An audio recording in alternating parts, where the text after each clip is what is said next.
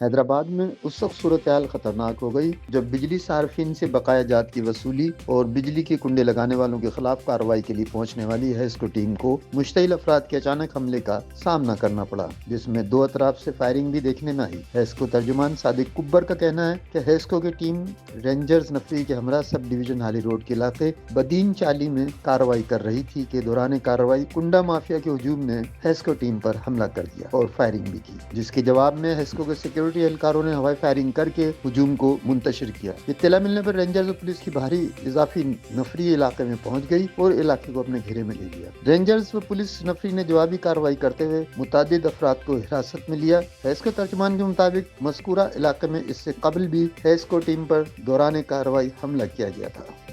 ہیسکو کی چھاپہ مار ٹیم کی کارروائی کا مقصد علاقے میں 7 ٹرانسفارمرز پر 50 کروڑ روپے کے بقایا جات کی وصولی بیان کیا جاتا ہے۔ ہالی روڈ واقعے کی FIR S D O operation سب ڈویژن ہالی روڈ سجاد رن کی مدعیت میں تھانہ ٹنڈو یوسف میں داخل کرائی گئی۔ دوسری جانب بجلی صارفین کی اکثریت ہیسکو پر ناجائز ڈیٹیکشن، بھاری جرمانوں اور اوور ریڈنگ کے الزامات کی تکرار کرتے نظر آتے ہیں کہ ان کے ساتھ یہ کھلی زیادتی کا سلسلہ طویل عرصے سے جاری و ساری ہے۔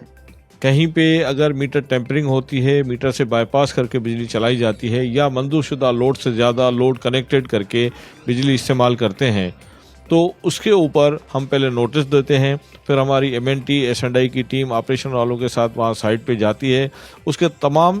جو ثبوت ہے وہ اکٹھا کر کے صارف کو دکھاتے ہیں۔ ہیسکو ترجمان صادق کبر نے اس سلسلے میں بتایا کہ تمام کارروائی بجلی چوری کے ٹھوس شواہد و ثبوت کے بعد کی جاتی ہے، تاہم زیادتی کی شکایت کی نشاندہی پر بجلی صارف کو ون ونڈو آپریشن سینٹر کے ذریعے ریلیف فراہم کیا جاتا ہے۔